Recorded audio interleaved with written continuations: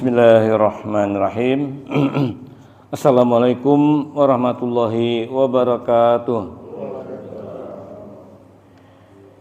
Innal hamdalillah nahmaduhu wa nasta'inuhu wa nastaghfiruh wa na'udzu billahi min shururi anfusina wa min sayyiati a'malina. May yahdihillahu fala mudilla lahu wa may yudlil fala hadiyalah. Asyhadu an la ilaha illallah wahdahu la syarikalah wa asyhadu anna Muhammadan abduhu wa rasuluh, amma ba'du. Allahumma shalli ala sayyidina Muhammad wa ala ali sayyidina Muhammad. Hadirin jamaah salat subuh yang insyaallah dimuliakan Allah Subhanahu wa taala.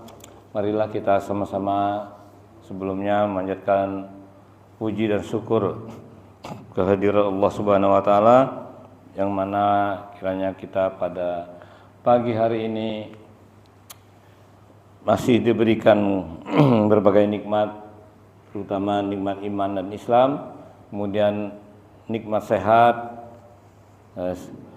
nikmat waktu, sehingga kita di pagi hari ini baru saja dapat kita menunaikan dua kewajiban kita untuk melaksanakan dua kewajiban kita pagi hari tadi barusan. Yang pertama, kita sama-sama melaksanakan kewajiban sholat subuh kita. Yang kedua, kita sama-sama tadi telah melaksanakan sholat fardu kifayah. Jadi walaupun itu fardu kifayah tapi insya Allah banyak yang bisa kita petik dari hikmah yang kita bisa dapatkan dari sholat fardu kifayah tersebut. Kemudian tak lupa juga kita sama-sama sampaikan kepada salawat dan salam pada junjungan kita Nabi besar Muhammad Sallallahu Alaihi Wasallam, berikut juga pada keluarga dan juga sahabat beliau, juga tentunya kita semua para pengikutnya yang senantiasa istiqomah melaksanakan sunnah-sunnah beliau. Dan mudah-mudahan kita berharap juga agar di yaumil akhir kita mendapatkan syafaatnya. Amin ya rabbal alamin.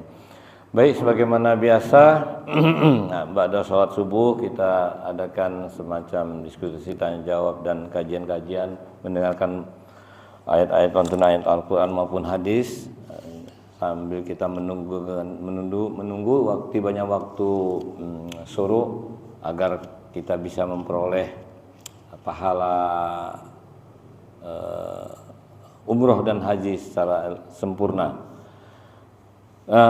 Kebetulan pagi hari ini ditugaskan lagi sama Bapak DKM untuk mengisi di depan ini, tapi ya bukan berarti saya yang di depan ini lebih pintar ya. Ya sebagaimana dulu pernah diungkapkan Bang Anda, tidak menggarami air laut. Jadi kita sama-sama lah belajar di sini. Hadirin jamaah subuh yang insya Allah dimuliakan Allah SWT. Pada pekan yang lalu kita sama-sama mendengarkan satu hadis yang saya sampaikan, bahwa ada satu hal yang dikhawatirkan. Hadisnya bunyinya dan artinya saya bacakan saja. Hadis ini riwayat Ahmad. Jadi disampaikan pada saat itu, disampaikan oleh Rasulullah kepada sahabatnya, katanya bahwa sesuatu yang sangat aku takutkan yang akan menimpamu adalah syirik kecil. Lalu para sahabat kan bertanya, apa itu ya Rasulullah, syirik kecil? Syirik kecil itu adalah riya. Jadi itu sesuatu yang sangat dikhawatirkan oleh Rasulullah, sifat riya yang dikategorikan sebagai syirik kecil. Nah, kalau syirik besar itu kan udah jelas, artinya kita menserikatkan, mensekutukan sesuatu setara dengan Allah, jadi menduakan Tuhan. Nah, ini sebagaimana kita bahas pada pekan yang lalu, itu akan menghapus amalan-amalan kita.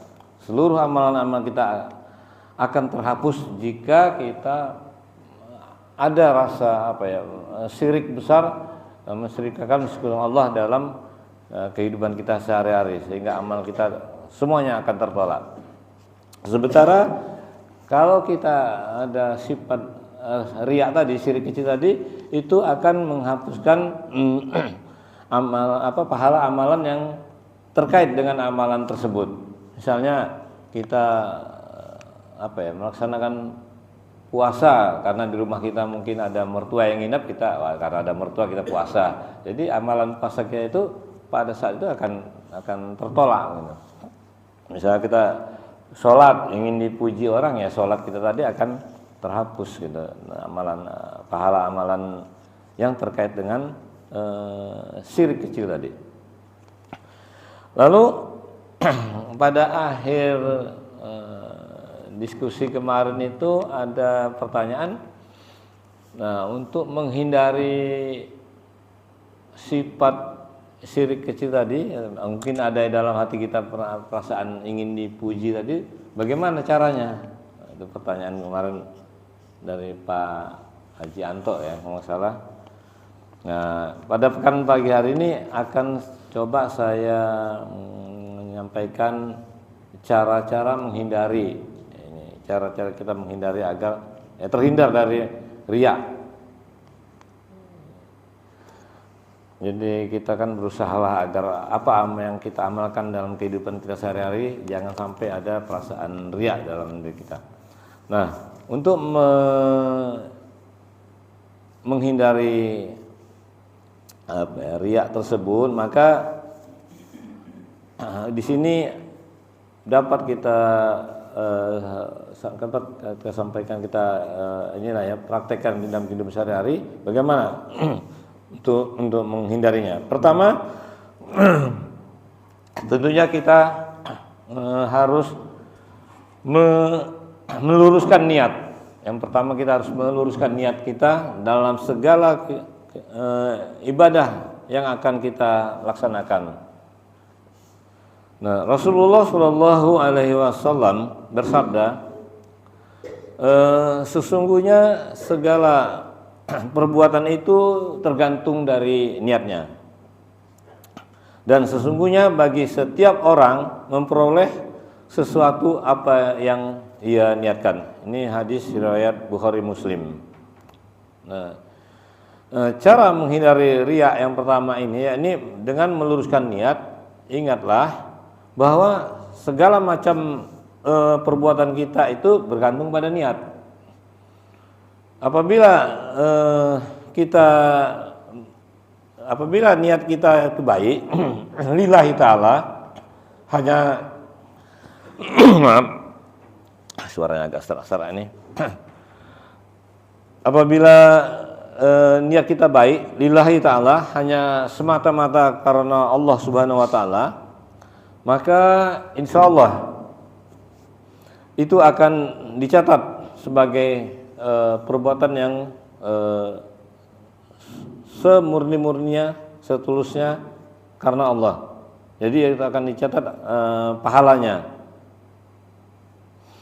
Sebaliknya, jika terbesit dalam hati kita ingin perbuatan atau amal ibadah kita ingin dipuji oleh manusia, maka perbuatan kita tidak memperoleh apapun selain ya pujian-pujian dari orang tadi yang kita harapkan pujiannya tadi.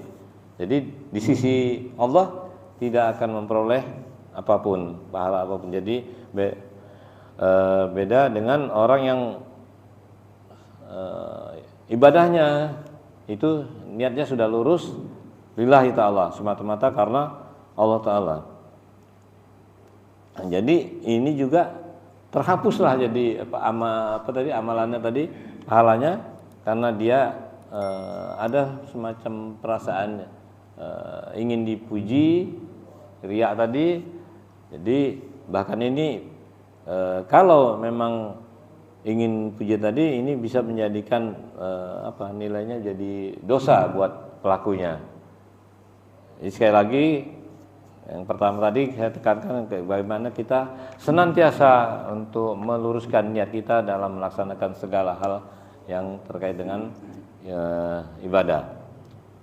Ibadah apapun, ibadah mahdoh, sholat, puasa, zakat, maupun dalam kehidupan sosial sehari-hari kita melakukan sesuatu yang katakanlah baik, itu jangan sampai di hati kita itu ada perasaan hanya ingin dipuji oleh orang lain. Jadi sifat riya tadi harus benar-benar kita bersihkan dari hati kita. Kemudian yang kedua, kita berusaha berdoa dan memohon pertolongan Allah Subhanahu wa taala. Jadi jangan lupa juga kita sebagai manusia adalah makhluk yang penuh dengan keterbatasan. Kita bisa menghandle segala hal yang hanya dengan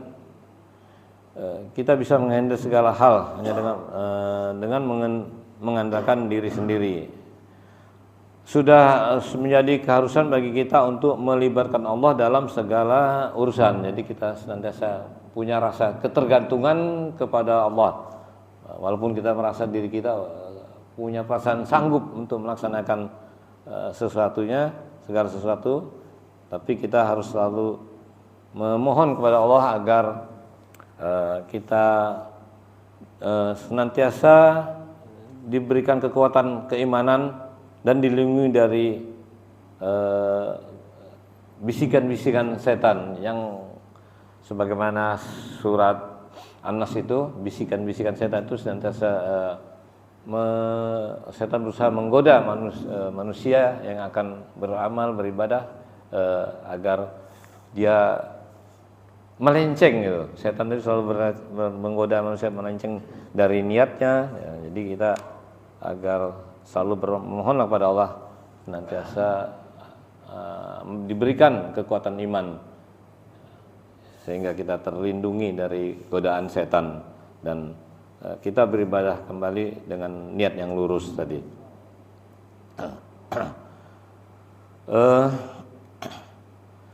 Kemudian yang ketiga, ini ada beberapa poin ya. Yang ketiga, kita menyadari kedudukan diri hanyalah seorang hamba Allah. Manusia terkadang sering lupa diri. Kenikmatan dunia yang begitu memukau seperti harta benda, kedudukan atau pangkat, wajah yang rupawan, cantik, dan keturunan. Nah, ini kadang-kadang namanya manusia ya, orang yang merasa punya kedudukan atau pangkat di jabatan, ini bisa membuat manusia tergelincir sehingga ingin merasa terpandang di lingkungan hidupnya, lingkungan kantornya, lingkungan tempat tinggalnya. Kemudian selain punya pangkat dan kedudukan yang lebih yang tinggi, kemudian dari sisi kepemilikan harta, kemudian kerupawanan, wajah dan keturunan, mungkin keturunan kalau mungkin wajah keturunan itu darah biru, keturunan ini juga bisa menggoda kita agak merasa diri lebih dari yang orang lain. Padahal kalau kita sadari diri kita ini seorang hamba, semua kenikmatan tersebut adalah pemberian Allah Subhanahu wa taala. Tetapi manusia menganggap itu diperoleh dari kadang ya merasa itu diperoleh dari usaha dirinya sendiri, sehingga dia merasa melepaskan dirinya dari ketergantungan kepada Allah Subhanahu wa taala. Nah, ini harus kita hindari dan kita berusaha selalu bermohon doa sebenarnya ini sesuatu yang sangat kita takuti. Ya, nauzubillahi min zalik. Pemikiran inilah yang kadang-kadang memicu munculnya penyakit hati hingga membawa manusia ke dalam kesesatan yang tadi terjerumus ke dalam sifat riya tadi. Hendaknya kita senantiasa menyadari bahwa kita hanyalah hamba Allah, ciptaan Allah. Tidak ada yang kita miliki di dunia ini. Semuanya hanya bersifat titipan dari Allah Subhanahu wa taala. Dan semua apa yang kita miliki ini ada yang akan kembali dan itu bersifat fana dan akan dapat musnah seketika juga. Apabila hati kita sanggup menyadari hal tersebut, maka insya Allah kita akan terhindar dari perasaan dan sifat riya tadi. Nah, itu yang ketiga. Kemudian yang keempat ini kita harus senantiasa mampu mengendalikan hati. Berusahalah mengendalikan hati kita agar tidak terbuai dengan pujian-pujian manusia. Jadi kadang-kadang kita akan merasa tersanjung gitu kalau dipuji-puji. Ini hati kita harus kita jaga, kita kendalikan. Sebuah pujian memang bisa memotivasi diri menjadi lebih baik. Namun demikian terkadang pujian juga bisa menjadi racun hingga membuat kita jadi riya. Maka dari itu cobalah kita tidak merasa berbangga diri dengan pujian-pujian orang dan hati kita selalu merasa rendah hati.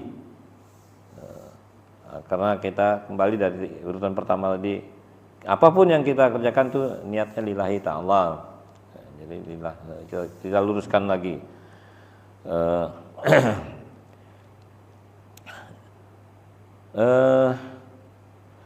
Kita mampu beramal karena diberikan hati kita itu merasa mampu beramal karena kita diberikan rezeki yang insya Allah berkecukupan. Jadi kita merasa hati kita selalu merasa kita ini diberikan oleh Allah untuk berbuat beramal, apakah berimpak, bersedekah itu karena memang ada titipan Allah tadi. Jadi kita jangan merasa ini memang hasil usaha kita sendiri. Kita lepaskan ketergantungan kita kepada Allah. Kita bisa sholat dengan sempurna karena diberikan kesehatan. Nah, itu juga kita tanamkan dalam hati kita. Kemudian kita tanamkan lagi rasa bersyukur kita, rasa terima kasih kita kepada Allah Subhanahu wa taala, sehingga kita bisa terlepas dari sifat riya tadi. Yang berikutnya ini adalah memperbanyak bersyukur. Bersyukur dapat menjadi salah satu cara menghindari sifat riya. Dengan memperbanyak rasa syukur kepada Allah Subhanahu wa taala, kita tidak akan terlalu mengharapkan pujian dari orang lain. Cukuplah Allah yang menjadi saksi hidup kita dan sering-seringlah mengucapkan alhamdulillah. Jangan sampai kita ada dalam hati kita perasaan ingin pamer dalam beribadah hanya agar banyak teman, agar dicintai, diagung-agungkan, atau mungkin agar naik, apalagi agar kalau di kantor itu agar naik jabatan. Kita selalu senantiasa beribadah di sampingnya misalnya yang punya jabatan di atas kita, manajer kita, direksi kita gitu, direktur kita. Kita ada niat setiap kita sholat misalnya selalu berusaha berada di dekat atau di samping yang memiliki jabatan di atas kita, yang berpengaruh terhadap jabatan kita sehingga kita ingin nanti dinaikkan jabatannya karena kita rajin beribadah. Jangan sampai. Jadi tetap senantiasa kita lillahi ta'ala saja. Percayalah bahwa pujian dari manusia itu tidak akan langgeng, tidak akan abadi selama-lamanya. Lebih baiklah kita senantiasa bersyukur kepada Allah SWT dengan mengucapkan banyak alhamdulillah dan niatkan segala sesuatu hanya kembali kepada Allah Ta'ala, lillahi ta'ala tadi. Nah, ini yang bisa dapat membantu kita untuk terhindar dari sifat riya tadi. Berikut kita terus menerus mengingat Allah Subhanahu wa taala. Telah dijelaskan bahwa dalam Al-Qur'an bahwa setan itu tidak akan pernah lengah, tidak akan pernah lelah menggoda manusia menuju jalan yang sesat. Sebagaimana tadi di Quran surah An-Nas tadi, ini dia selalu meniupkan was-was tadi ke dalam hati manusia. Oleh sebab itu manusia harus sering meminta perlindungan kepada Allah. Salah satunya lewat berzikir. Nah, ini zikir itu agar kita selalu dekat gitu. Zikrullah, mendekatkan diri mengingat Allah Subhanahu wa taala. Aktivitas berzikir akan membuat kita terus mengingat Allah. Dengan demikian setan akan sulit mencari celah untuk masuk ke dalam hati kita. Umumnya orang-orang yang gemar berlaku riya jarang sekali berzikir menyebut nama asma Allah sebagaimana firman-Nya dalam Quran surat An-Nisa ayat ke-142 yang artinya sesungguhnya orang-orang munafik itu menipu Allah. Allah akan membalas tipuan mereka dan apabila mereka berdiri untuk sholat mereka berdiri dengan malas. Mereka bermaksud riya dengan sholat di hadapan manusia dan tidaklah mereka menyebut Allah kecuali sedikit sekali. Nah, ini dijelaskan di Quran surah An-Nisa ayat 142 ini bagaimana sifatnya orang yang orang yang melaksanakan sholat itu dengan rasa-rasa malas gitu. Nah, itu dan mereka sedikit sekali menyebut nama Allah. Nah, ini yang disebut dengan riya tadi, sholatnya hanya ingin mendapat pujian dari orang lain.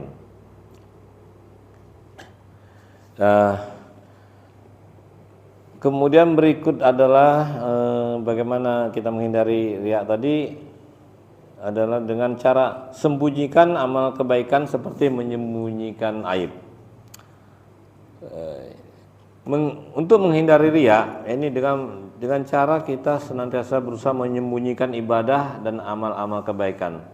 Tetapi ibadah umumnya tidak bisa disembunyikan seperti sholat berjamaah di masjid, membaca Al-Quran atau puasa.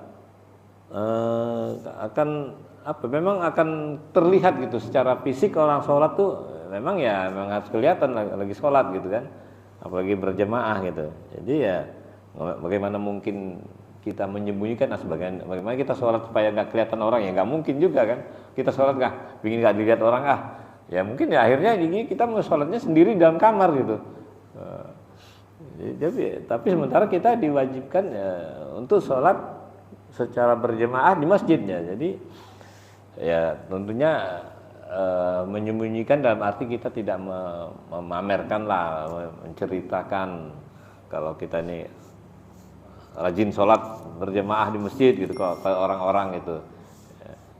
Jadi ya kita sembunyikan secara ini, tidak menceritakan lah gitu. Jadi baik juga dalam saat kita membaca Al-Quran ya, memang harus membaca Al-Quran itu secara apa ya,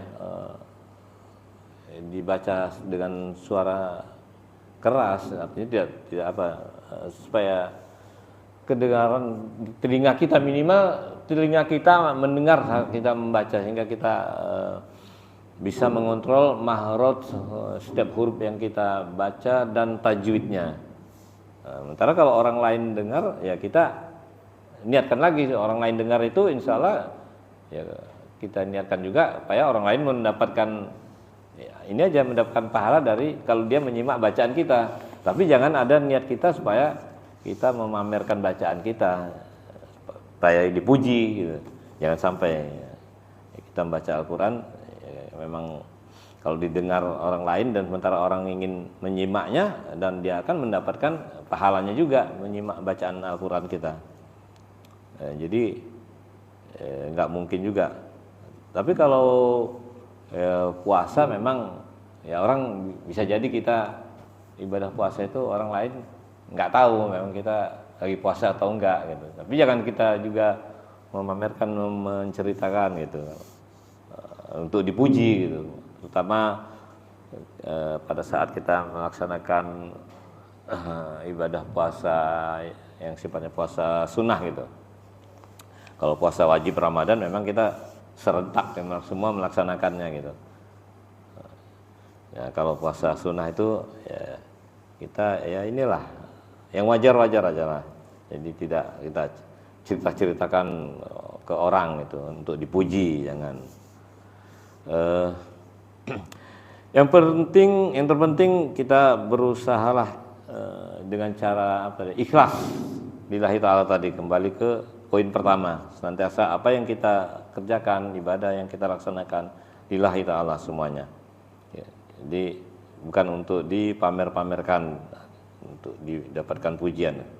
Cukuplah diri kita sendiri dan Allah Ta'ala yang mengetahuinya. Nah, jadi kalau udah kita niatkan, ya Allah aku niat ibadah ini semata-mata karenamu ya Allah. Jadi, ya kita udah niatkan gitu, sehingga Allah juga insya Allah tahulah kita. Di hati kita itu tidak ada sama sekali perasaan riya. Jadi dengan demikian kita pun dapat terhindar dari perasaan riya yang apa, perasaan ingin dipuji, dan dijauhkan dari sifat riya. Kemudian yang ini masih terkait juga dengan yang belajar, senantiasa kita belajar apa, ikhlas. Ikhlas adalah tiangnya sebuah amal soleh agar dapat diterima oleh Allah Subhanahu wa Ta'ala. Seseorang yang beramal dengan niat ikhlas dan tidak berharap pujian dari orang lain, maka insya Allah amalnya diterima Allah Subhanahu wa Ta'ala. Dari Abu Hurairah radhiyallahu an, dia berkata, Rasulullah Shallallahu alaihi wasallam bersabda, sesungguhnya Allah tidak melihat atau menilai bentuk tubuhmu dan tidak pula menilai kebagusan wajahmu, tetapi Allah melihat dan menilai keikhlasan hatimu. Hadis riwayat Muslim. Jadi ini dalam melaksanakan segala ibadah, jadi tidaklah Allah itu memandang manusia itu dari apa ya, bentuk tubuh dan juga kerupawanan atau kebagusan wajah seseorang, tapi tetap ke hati pelakunya. Jadi kembali kita senantiasa berniat ikhlas dalam melaksanakan segala aktivitas ibadah kita. Nah, ini berikutnya, ini mungkin sampai di sini aja nanti yang terakhir ini banyak mengingat kematian. sebagaimana tadi kita sudah melaksanakan salah satu fardu kifayah tadi, sholat jenazah, maka itu merupakan juga suatu ibroh ya, pelajaran buat kita, pengingat kita bahwa kematian itu senantiasa senantiasa dapat terjadi, dapat menimpa seseorang yang manusia dimanapun, kapanpun, dan apapun sebabnya. Jadi kalau ditanya soal masalah kematian, itu sesuatu memang sesuatu yang kita sadari, sesuatu yang pasti akan menimpa makhluk hidup.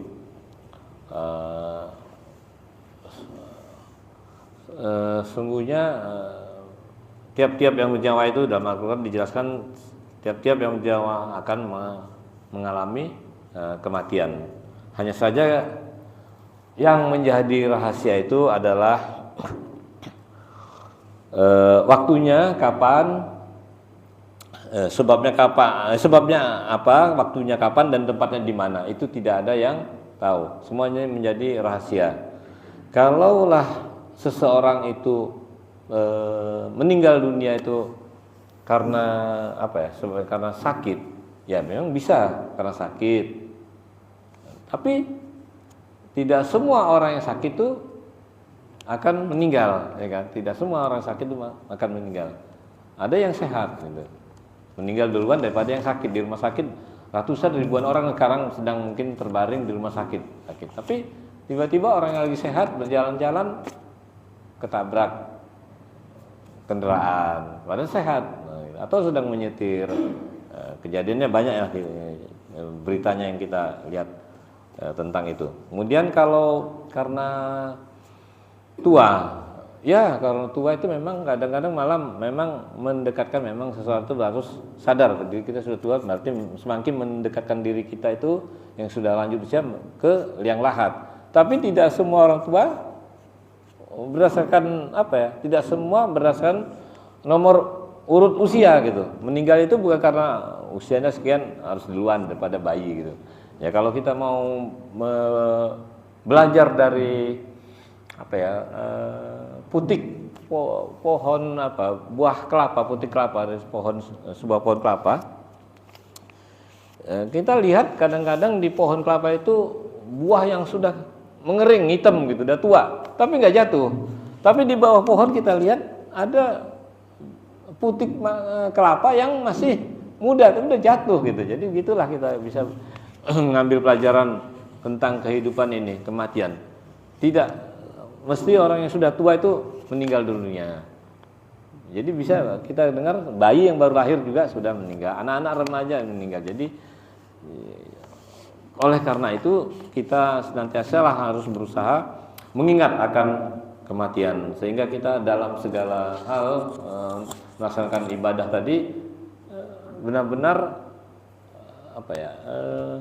tulus karena Allah.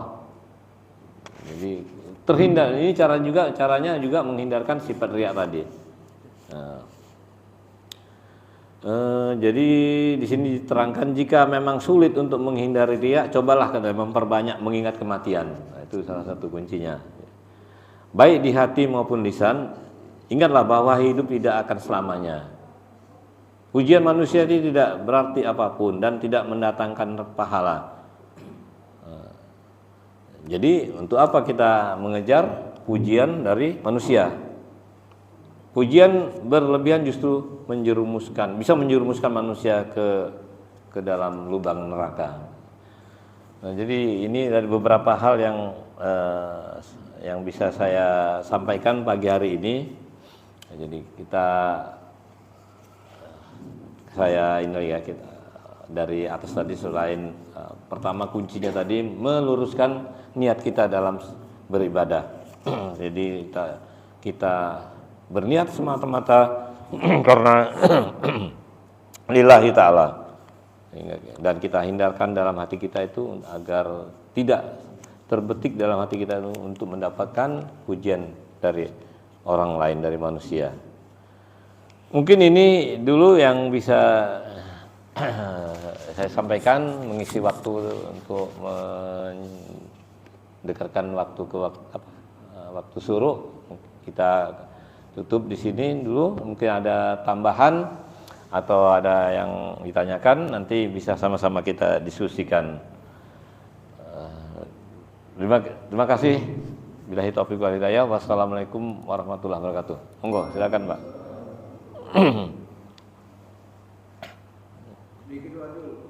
Ya, Pak. Pak Anies. Assalamualaikum warahmatullahi wabarakatuh. Waalaikumsalam warahmatullahi wabarakatuh. Nah, kalau sifat ria tadi ria kecil ya. Syirik kecil. Syirik kecil ini sifatnya kan juga ria ya.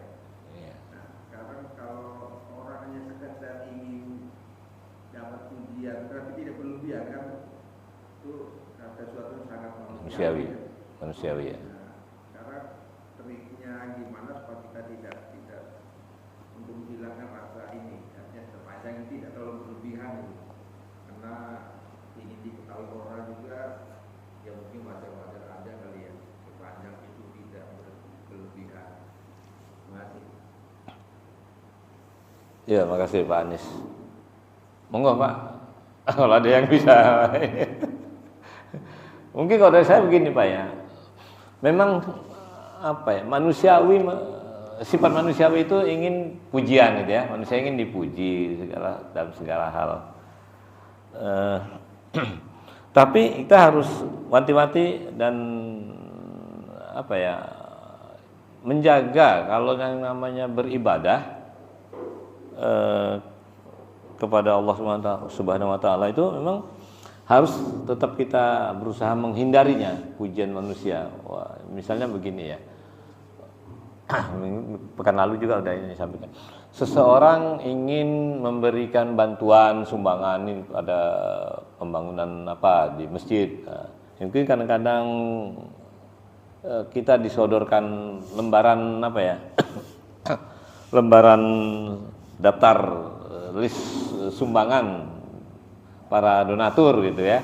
Nah, mungkin khawatirnya kita menuliskan angka tadi bagaimana? Memang secara apa ya? Pemberian sumbangan secara jumlah lebih banyak lebih bagus. Jadi dan lebih ikhlas lagi lebih bagus gitu. Jadi kalau selama ini orang katakanlah memberikan bantuan atau infak sedekah itu nggak apa-apalah, sedikit asal ikhlas gitu kan. Ya, kalau menurut saya sebaiknya lebih banyak lebih baik, lebih ikhlas gitu. Lebih baik banyak tapi ikhlas gitu daripada sedikit tapi ikhlas kayak gitu kan. Jadi dalam penulisan angka di list daftar apa, mungkin kalau pada saat hati kita menuliskan angka, wah sebulan angkanya sekian juta supaya nanti orang tahu. Yang di bawah-bawahnya itu kalau nulis ngelihat nama saya di atas tuh paling besar. Nah, ini jangan sampai ada perasaan seperti itu, supaya orang wah Bapak itu sekian ya kan. Padahal kita dalam hati kita jelas membalik slogan nggak apa-apalah berinfak sedekah sedikit asal ikhlas, jangan kita balik banyak tapi ikhlas. Nah, maunya kita gitu kan. Nah, tapi jangan sampai ada perasaan dah hati kita ini ingin dipuji, wah banyak banget dia sumbangannya atau infaknya Bapak itu gitu kan. Fulan. Itu kita harus hindari hati kita saat menuliskan itu. Ini lillahi ta'ala aja gitu. Mau orang mau lihat lah, mau apa ya masa bodoh aja lah gitu. Ikhlas aja. Jadi jangan sampai kita ingin pujian-pujian gitu. Begitu juga misalnya kita tiap hari bolak-balik dari rumah ke masjid. Jangan juga ada hati kita. Ya memang kita orang tahu kita mau ke masjid gitu, bolak-balik tiap hari zuhur, subuh, asar, maghrib. Jangan sampai tadi biar dilihat tetangga nih kita rajin, jangan gitu juga ya. Kita insyaallah lillahi ta'ala aja gitu. Tiap hari berangkat ke masjid gitu. Mau dilihat orang kayak mau enggak kamu. Jangan ada di hati kita juga perasaan seperti itu. Nah, mungkin tapi walaupun manusiawi ya manusia janganlah kita mengharapkan itu ya manusia, tapi kita hindarkanlah itu. Nah, mungkin itu kalau ada tambahan silakan. Monggo. Untuk menghindari mungkin karena kita dalam ini kita dalam kehidupan sehari ini kita alami ini gitu loh. Masing-masing Pak Chandra monggo. Waalaikumsalam warahmatullahi wabarakatuh. Syirik kecil. Gitu ya. Itu memang di zona apa abu-abu lah gitu yang susah karena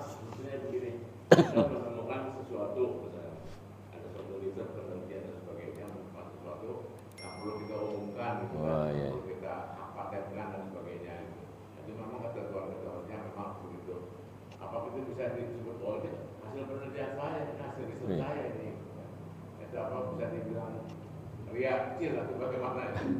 Karena ada juga akan ada hasil riak itu di dalam hati. Bangga. Bangga. Oh. Betul bangga kalau ini adalah hasil Disel. saya. Iya. Nah, Kira-kira gimana itu? ya dalam apa ya? Ini kembali ke hidup sehari-hari dalam dunia pendidikan, kan? Oh ya, manusiawi juga merasa seseorang yang mau mendapat gelar doktor, disertasinya tentang apa, penelitian tentang apa gitu, yang belum pernah ditemukan. Ya artinya kalau saya penghargaan terhadap itu memang harus disampaikan bahwa seseorang itu melakukan penelitian terhadap sesuatu yang belum pernah ditemukan itu. Tapi kembali ke manusia yang meneliti tadi, jangan sampai dia mau dipuji orang ya itu orang lain, tapi dalam hati dia mengharapkan itu, jangan. Kita kembali ke luruskan niat kita ke lillahi ta'ala, sehingga kita penelitian hasil penelitian kita tadi ada nilainya di sisi Allah. Mau memang manusiawi secara manusia apalagi di lingkungan kampus itu penghargaan itu memang ada. Disertasinya untuk memperoleh gelar doktornya gitu kan, ya itu ya wajar-wajar aja. Tapi kembali ke orang tadi, jangan sampai hatinya karena itu gitu, karena ingin itu. Kita harus selalu menghindari itu, jangan sampai karena ingin pujian tadi hingga penelitian kita dikenal manusia. Ya, kita tetap usahakanlah berusaha untuk apa yang kita lakukan lillahi ta'ala, sehingga di sisi Allah tetap ada pahalanya gitu. Niatnya tadi kembali.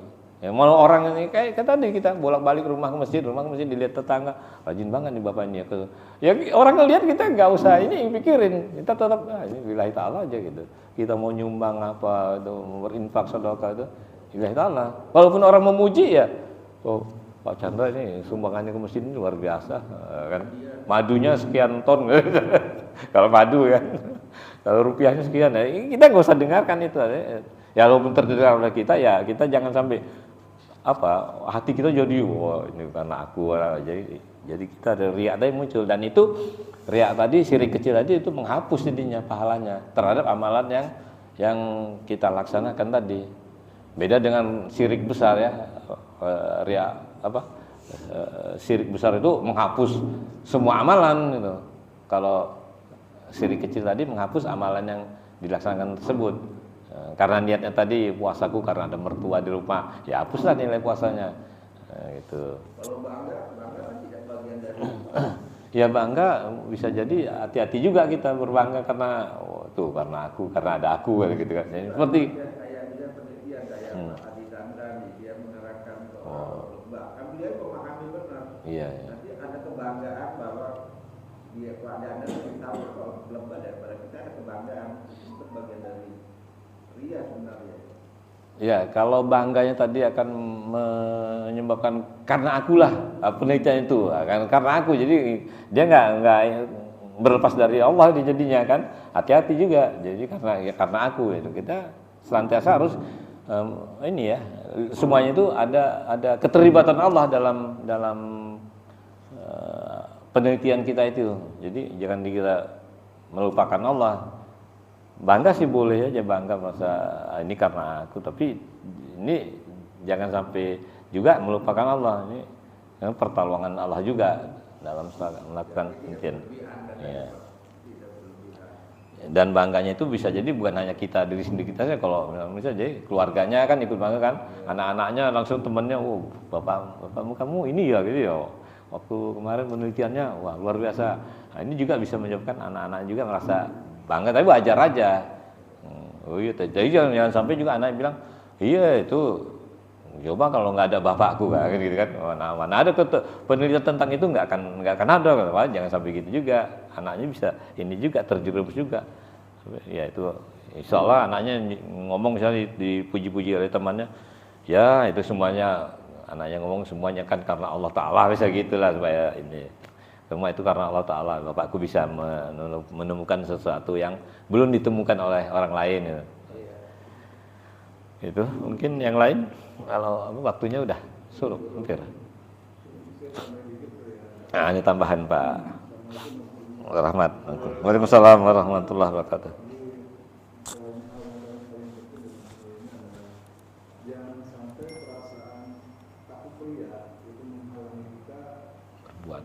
beribadah. Oh iya. Ya.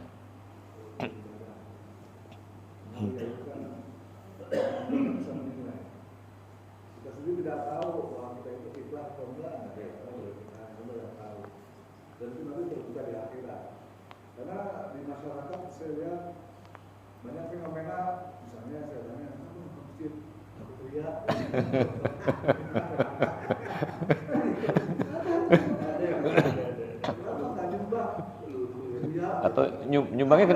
Atau nyumbangnya cuma sedikit, kenapa?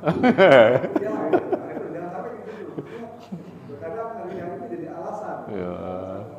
Untuk tidak melakukan ibadah sesuai dengan yang seharusnya.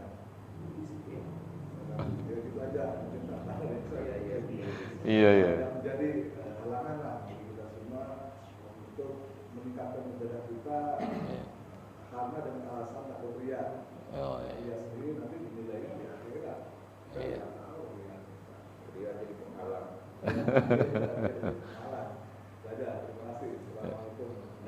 Waalaikumsalam warahmatullahi wabarakatuh. Saya tertarik dengan Pak Ustadz tadi. Sebetulnya gini Ustaz, kalau kita memberikan pemahaman bahwa tentang dia itu, sesungguhnya orang yang tidak melakukan sesuatu amal kebaikan karena takut ria, justru dengan meninggalkan kebaikan dia takutkan itu dia sebetulnya sudah ria. Iya. Sebetulnya dengan meninggalkan sesuatu karena takut karena dilihat orang, justru dengan ada pemikiran seperti itu dia sudah ria. Jadi intinya dia itu gini, dia itu bisa datang sebelum kita melaksanakan kebaikan, bisa datang setelah ketika sedang melaksanakan kebaikan, bisa datang setelah melaksanakan kebaikan. Begitulah pintarnya setan untuk bisa menggoda manusia, bisa mengatakan bagaimana supaya manusia itu tidak bisa melaksanakan kebaikan. Setelah sedang melaksanakan gimana supaya tidak mendapatkan pahala. Bagaimana setelah dia melaksanakan kebaikan supaya pahala kita goda setelahnya. Maka intinya seperti Pak Jun tadi sampaikan bahwa apapun yang kita lakukan kita harus melibatkan Allah Subhanahu wa taala. Karena gini, kita di pengurus masjid juga kita dituntut untuk bisa transparansi untuk menyampaikan kebaikan orang yang memberikan infak atau kebaikan terhadap masjid. Ketika kita menyembunyikan itu justru itu jadi masalah juga buat pengurus masjid. Apa yang kita lakukan sebagai orang yang telah memberikan? Artinya kita ketika mendengar misalnya kita memberikan protokol menyampaikan bahwa ada sumbangan dari si A si B, ketika kita itu di situ jangan merasa itulah yang bermasalah sebetulnya. Kita harus dikembalikan bahwa ketika kita melenceng itu kita beristighfar kepada Allah Subhanahu wa taala agar murni lagi niat kita yang tadi sudah tulus sebelum kita dan sedang kita setelahnya ada pemberitaan misalnya dari protokol misalnya pengurus masjid bahwa ini ada sumbangan dari Pak kita kan dari saya misalnya. Nah itu kita bermasalah di situ, bukan sebetulnya tadi udah ikhlas kita itu sebelumnya tidak dia infak misalnya, tapi setelah ini diberitakan di masjid misalnya disampaikan wah ini bangga. Nah itu kita cepat-cepatlah beristighfar kepada Allah Subhanahu wa taala, kembalikanlah istilahnya niat yang melenceng itu luruskan lagi kepada Allah Subhanahu wa taala. Jadi kita harus pahami bahwa ria itu yang termasuk syirik asghar itu adalah syirik yang paling kecil adalah kita ingin melihat orang ketika kita melakukan kebaikan. Maka kita harus pahami juga bahwa ketika kita meninggalkan kebaikan karena takut ria, justru sebetulnya itu sudah ria. Jadi sebetulnya masuk dengan masjid juga berjamaah alasannya takut ria ini salah. Mungkin itu aja tambahan besar. Iya, makasih Pak I. Ya itulah pinternya tadi setan tadi ya. Luar biasa setan tadi untuk menggelincirkan seseorang tuh agar ini riya tadi bisa sebelum, bisa pada saat, bisa setelah ya. Terus setan itu memang luar biasa. Waktu sedang melaksanakannya itu tadi bisa, udah kamu bagusin gerakan sholat kamu ya kayak gitu. Kamu apa? Ini kan suara bacaan kamu begitu lah. Supaya setan tadi memang luar biasa. Itu pada saat sedang sholat godaan itu ada aja gitu. Ya, makasih mungkin ini dulu pagi hari ini kita bincang-bincangnya. Kalau dari saya itu cukup, kita akhiri dengan doa kafaratul majelis. Subhanakallahumma wa bihamdika asyhadu an la ilaha illa anta astaghfiruka wa atubu ilaik. Kurang lebihnya mohon maaf bila ada yang benar dari Allah, yang salah itu dari diri saya. Billahi taufiq wal hidayah. Wassalamualaikum warahmatullahi wabarakatuh.